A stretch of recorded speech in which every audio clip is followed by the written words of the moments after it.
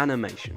What's the first thing that pops into your head when you hear that word? It's most probably this. You got a friend in me. Or this. Or hell, maybe even this. Whatever way, you most probably think of Pixar. They are the kings of animation. They make some of the most well-received animated films when it comes to both commercial and critical success. They've garnered over $14 billion at the worldwide box office and 20 Academy Awards. Chances are their films play a massive part in your life as they were founded in '86 and everyone seems to love them.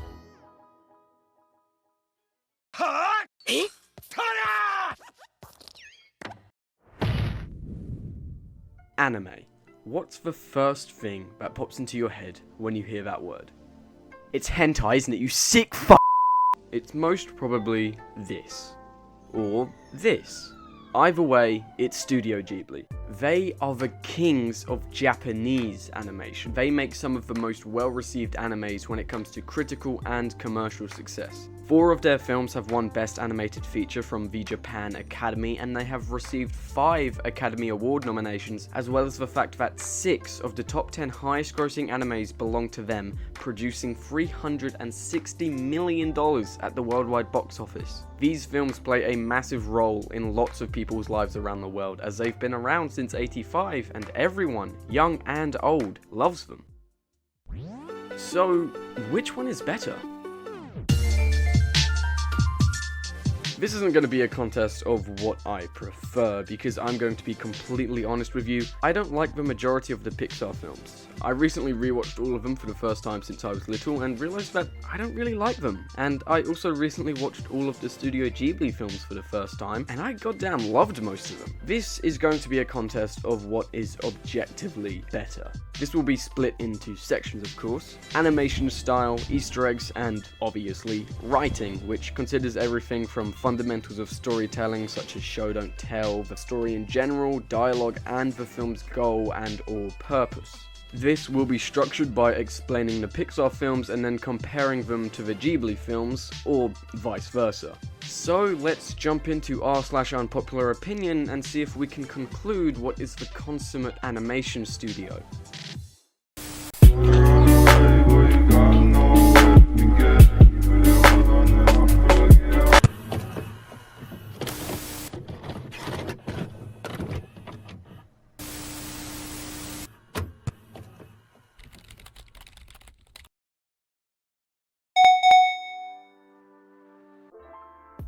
Okay, I lied. I think before we jump into it, I should most probably show you my ratings and rankings of the studio's films so you can kind of understand my points more. I have seen all 22 Pixar films, and I have seen 22 out of 23 Ghibli films. But the one I haven't seen is technically not a Ghibli film, as it was distributed by someone else. Anyway, this means that the ratings I've assigned can be added up and we can compare them. I've ranked the films out of enjoyment and connection to the story, but rated them with personally assigned filmmaking merits. Firstly, from least to most favourite, Pixar. The Good Dinosaur, A Bug's Life, Inside Out, Finding Nemo, Coco, Finding Dory, Cars 2, Brave, Toy Story 4, Up, Toy Story 3, Ratatouille, Monsters University, Cars, Toy Story, Onward, Cars 3, Incredibles 2, Toy Story 2, Monsters Inc., Wall-E, and The Incredibles. All their films add up to make a score of 73 out of 110. And now, if we go over to Ghibli. Tales from Earthsea, The Secret World of Arrietty, The Wind Rises, Nausicaa of the Valley of the Wind, From Up on Poppy Hill, Kiki's Delivery Service, The Red Turtle, Spirited Away, Howl's Moving Castle, The Tale of Princess Kaguya, Porco Rosso, Ocean Waves, Whisper of the Heart, My Neighbors the Yamadas, Princess Mononoke, Pompoko, Only Yesterday, Castle in the Sky, Ponyo, The Cat Returns, When Marnie Was There, and My Neighbor Totoro. Their films add up to make a score of 80.5 out of 110. So if we were to just take the final scores, which aren't based off of my likeness of the film but instead based on what I think it is objectively, Ghibli would win this round by having 7.5 more stars than Pixar. That means Ghibli has a win under their belt already.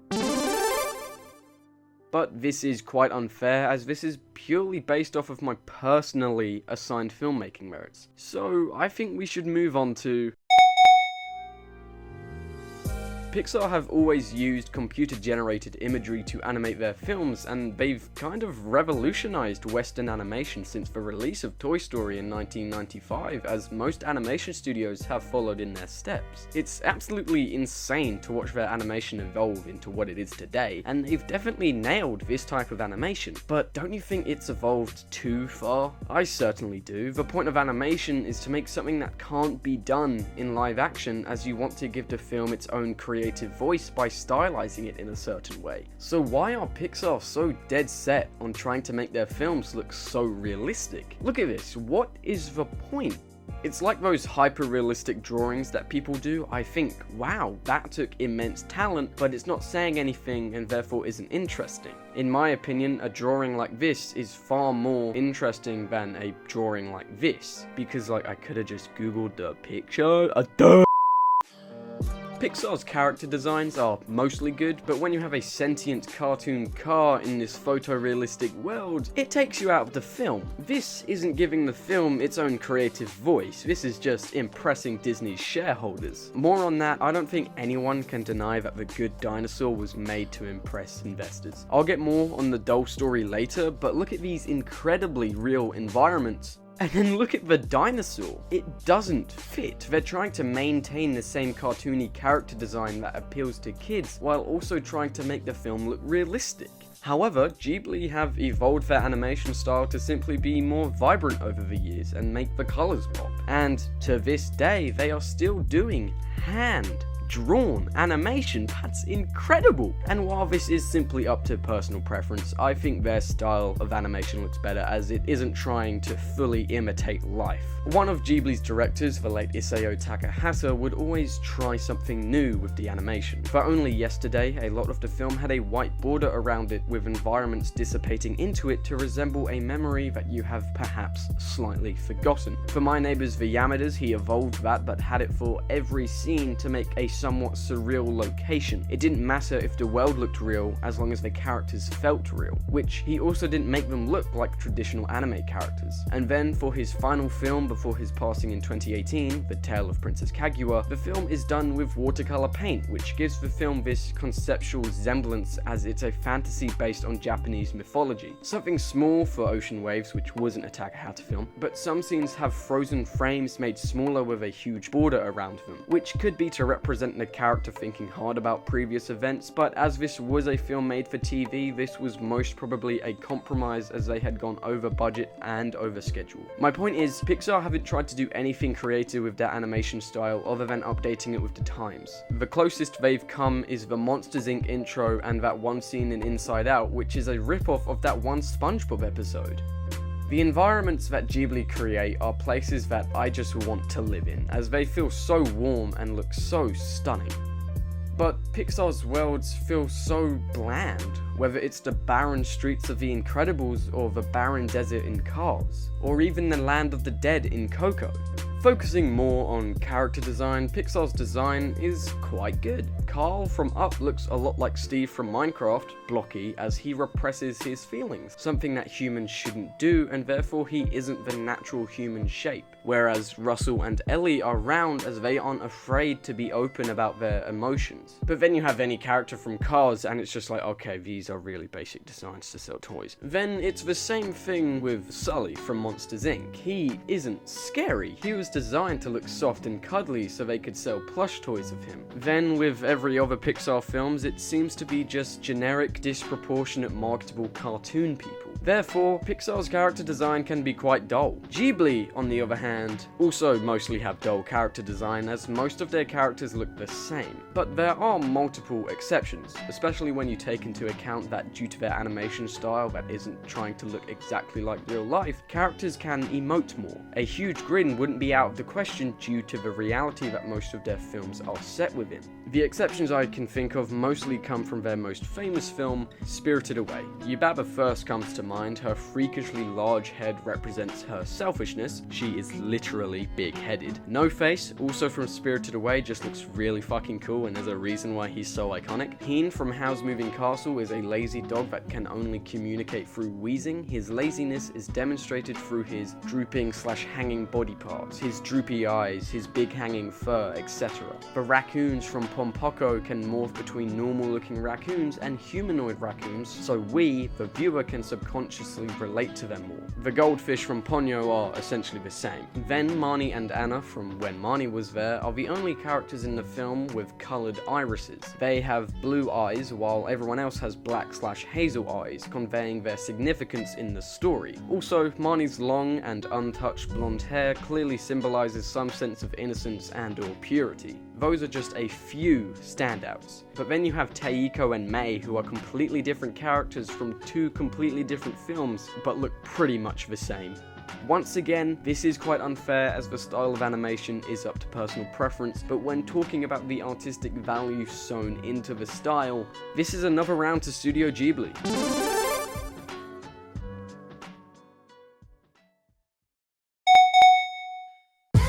Pixar are so good at Easter eggs that there's this huge theory about how all the films take place in the same universe. Whether it's tinsy-wincy things like a postcard from Andy from Carl and Ellie in Toy Story, minor things like Linguini wearing Incredibles pants, or big things like recurring companies such as B&L, Pixar have mastered implementing Easter eggs into their films. Here's a few Easter eggs I spotted while watching the films that I hadn't seen mentioned before.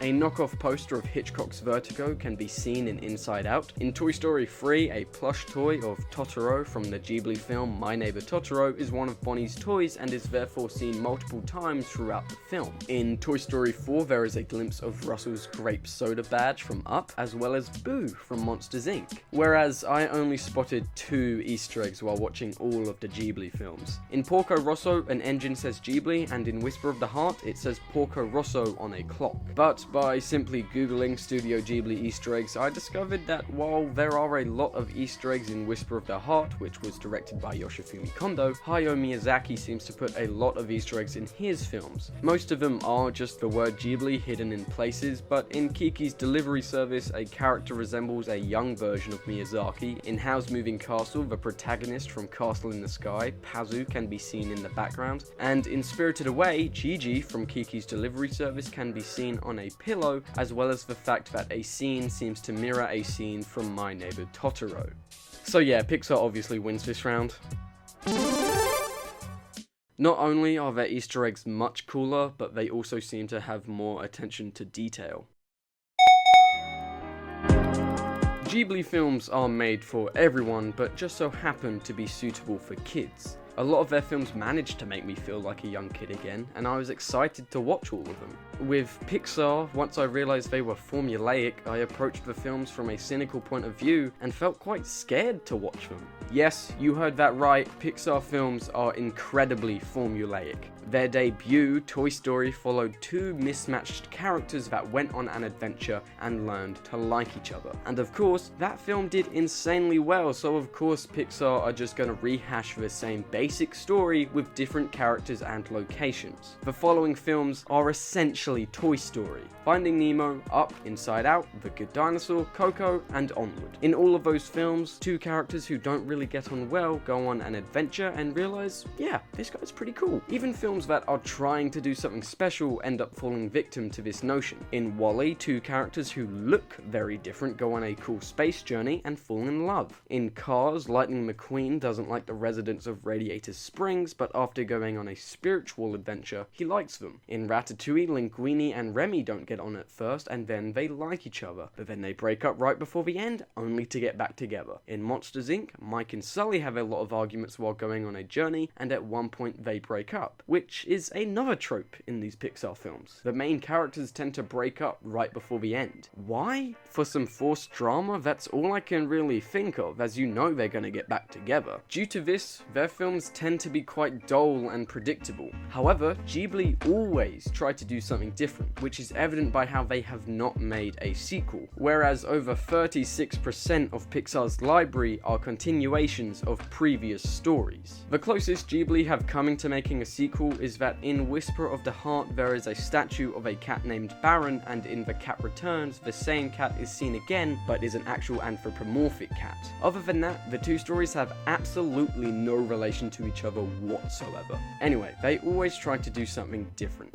Ghibli stories are more adult and therefore can be more serious, all while still being rated PG or U. Ghibli are more concerned about making good cinema than getting butts in seats. Yes, they do have great fun adventure films like Spirited Away, Castle in the Sky, or Princess Mononoke, but they also dip their toes in romances, dramas, and comedies, whereas literally all of Pixar's filmography consists of adventure comedies. One of my favourite Ghibli films, When Marnie Was There, is one of the most sad and adult films I've ever seen. This isn't made for kids. Kids can watch it, but they won't be able to appreciate it fully. This film was made for adults and is, in my opinion, the definition of a 5-star film. It has everything. Obviously, there's the beautiful animation, but this is about the writing, so let's stick to that. The basic plot is that a young girl who is mentally ill and therefore emotionally distant is sent to the countryside to live with her family during the summer. While there, she becomes infatuated with a cool-looking mansion and a girl who lives there, Marnie.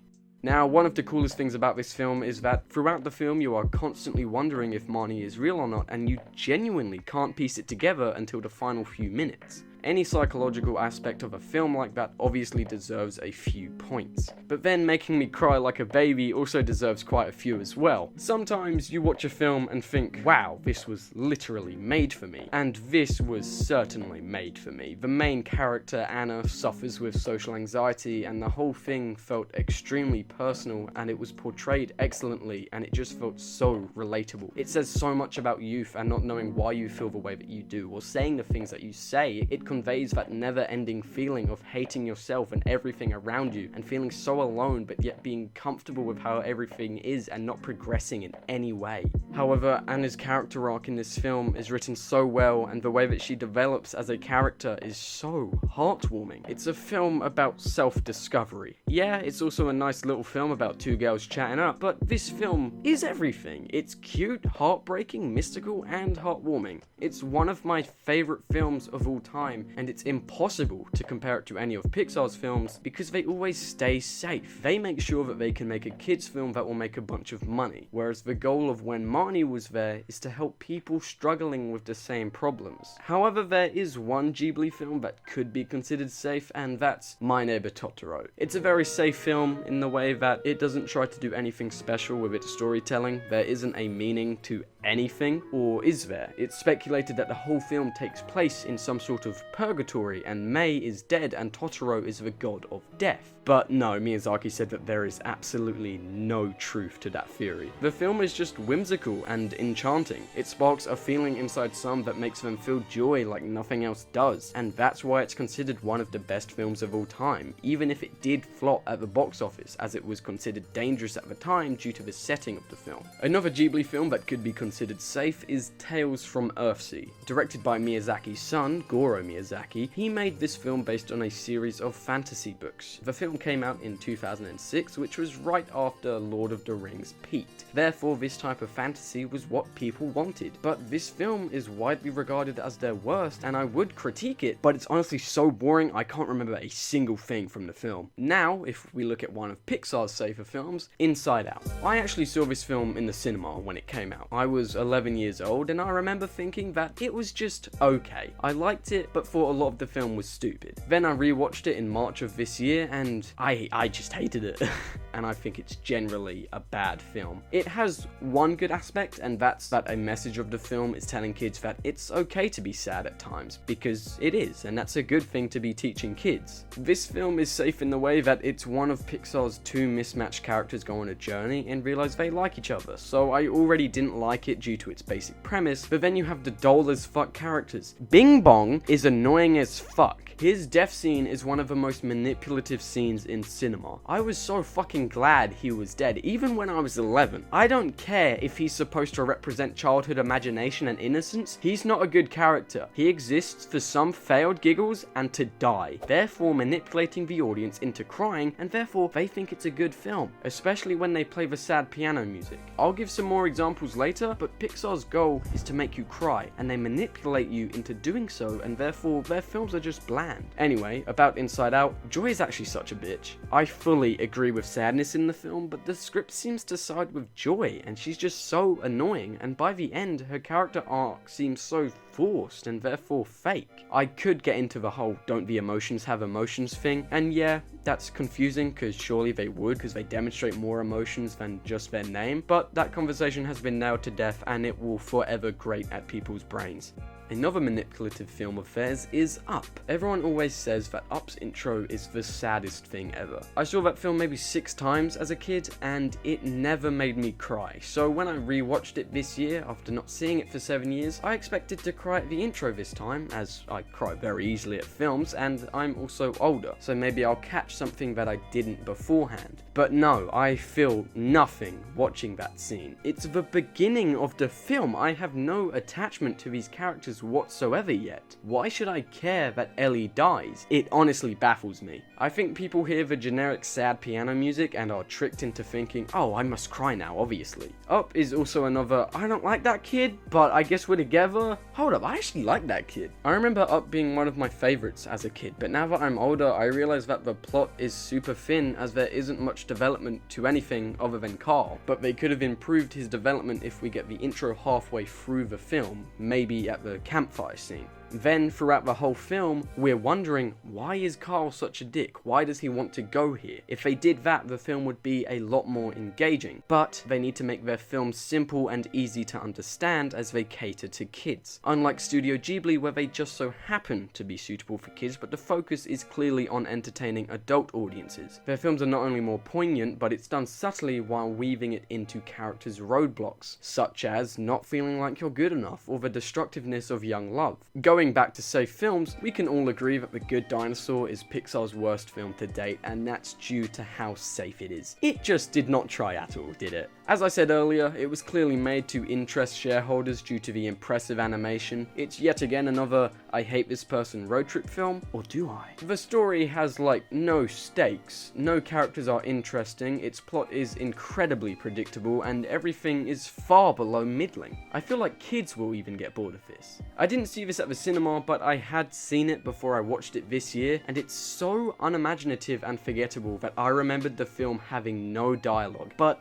alas, it does, otherwise dumb kids wouldn't be able to follow it. However, there is a Ghibli film that has no dialogue. It's The Red Turtle, and it's great at delivering a story without any dialogue, but I don't really like that film. The film does something that Pixar would never do, and that's to make a heavily symbolic and borderline pretentious film, and that's the main reason I don't really like it. That and the fact that the story feels like it's dragged out to be feature length. The Red Turtle is all about how humans and nature should work together, because when humans ignore nature bites us in the arse and kills us. It's a film about how we should care more for our planet. Does that sound familiar? Yes, it does, because that's the message of Wall-E, one of Pixar's greatest and less safe films, which is most probably why it's so amazing. The only reason I don't consider it a 5-star film is because the final act kind of turns into another generic action film and it drastically changes tone out of nowhere. Wall-E is a wonderful film. The chemistry between Eve and Wall-E is so charming, and I think it's really quite eloquent. I mean, the way that they were able to make you sympathize with a robot. He's all alone and collecting items in a wasteland left behind by arrogant humans. Even though Wall-E is a robot, you could say that he represents nature as well as humans. It depends on your interpretation. Wall-E is just astonishing to me, and it's a film that once the Earth does collapse and we all die to global warming, people will turn to Wall-E and ask, "Did you not listen?" Or they could go back further to 1994 and watch Pom Poko, which once you strip it down to its core, it's Wall-E but with tanukis, which are like Japanese raccoons in case you didn't know. And it even drastically changes tone towards the end as well to be more serious instead of lighthearted. It's a film about how humans are destroying the environment, and if we keep doing that, nature is going to start retaliating. So the themes and messages as well as the tone of these two films are very similar, and while the topic of caring for the environment is very current, due to how basic Pixar's films are, I wouldn't be surprised if they drew inspiration from Ghibli for some help. Also, a film that I feel could have possibly plagiarized other films is Coco. This could be a whole video in and of itself, but Coco really pissed me off. I was never looking forward to the film anyway, but people were going crazy for it, and when I finally sat down to watch it in March of this year, I was massively disappointed. I don't want to be that guy, as I appreciate the effort put into the accuracy of Mexican culture, but this is clearly Disney proving that they're woke. I mean, how many more first openly gay characters can they have? Politics aside, the film just feels empty to me. I think Miguel's family is written so poorly to the point that it really annoyed me, and when they just suddenly change their ways at the end of the film, it feels so forced. Keeping on the subject of forced stuff, the dialogue also felt so unnatural as it was so expository. They were constantly telling us stuff instead of showing us stuff. The dialogue felt like trailer dialogue. Also, that plot twist is one of the most ridiculously predictable pieces of schlock I've ever seen. The relationships between all of the characters just seem fake, as there isn't any development. Anyway, it very well could have copied a 1962 film called Eva. In that film, it's revealed that the main character, who leaves his wife in pursuit of his desire, another woman, didn't actually write his best-selling book. His brother did, but he died, so he just put his name on it. In Coco, a man leaves his wife in pursuit of his desire, music, and then he dies and his friend steals all of his songs. Also, parallels to Back to the Future are striking. However, I won't really hold this against them, as parallel thinking is a thing, and that type of plot twist is pretty popular now to the point that it's essentially a cliche. Either way, it shows how uninspired Pixar are, as they're running out of ways to make the same film 20 different times. Transitioning over to what is widely regarded as the best Pixar film and has been my favourite ever since a child, The Incredibles. This film could be considered safe as it caters to kids because it's superheroes and it's depicted like a spy thriller, and spy films were huge in the early 2000s, but the underlying melancholy of the film is that it's a film about a family going through a rough patch. It's a film about going through a midlife crisis, always striving for the former glory days instead of slowing down and realize what's in front of you. Two wonderful kids, a demon baby, and a wife with the thickest ass ever. Oh my god. Also, as you grow older, you realize how self-aware the film is and how intensely clever it's written. The film tells us that it's okay to be yourself, it's okay to be weak, because if everyone was perfect, no one will be.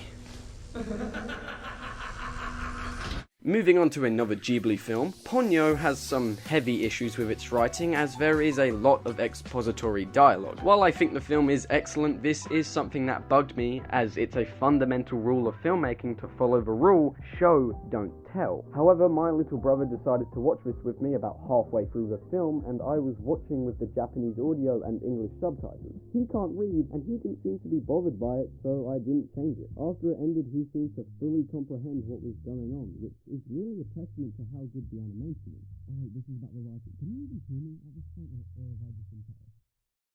Okay, let's cut this short. Ghibli wins this round, as not only are their stories more adult, allowing them to be more layered, but their purpose is to entertain, inform, and help people through the use of art. However, Pixar's purpose is to sell toys while entertaining kids, while also teaching them vital life lessons that any sane parent would teach them anyway. I mean, look at Cars. They clearly thought of the basic design for the toys and then the story, which is why the story for Cars is one of the most generic and primitive cocky guy redemption stories. And do I even need to talk about Cars 2?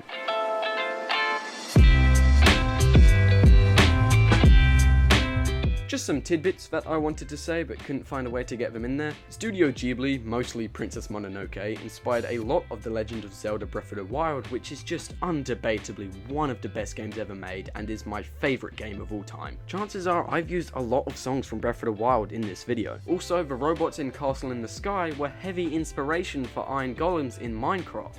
What is Pixar inspired? Loving your family? Yeah, Okay, buddy. Also, I was originally gonna have the score be a section, but I couldn't think of a sixth one to even it out, and also doing that wouldn't have been fair at all. Not because music is up to personal preference, but because Ghibli would have obviously destroyed Pixar in that round. The music in Ghibli films is much more complimentary than in Pixar. Ghibli music is also far more memorable, other than the obvious scores such as Giacchino's glorious Incredibles soundtrack, the Monsters Inc. and University theme songs, as well as Randy Newman's You Got a Friend in Me from Toy Story. Okay, those are the tidbits. Remember that this is just my opinion. This is what I think. You might think differently, and that's okay. Hell, I didn't really like Spirited Away that much, and that's one of the highest rated films on Letterboxd. At the end of the day, it doesn't matter what is better. All that matters is what you enjoy more. But obviously Ghibli is better, like, come on. Yo, what's up? I'm making a video, dude. Hey, you know the Ghibli films are all subtitled, right? Whoa. You're telling me I have to read while watching a film? Well, I guess Pixar wins.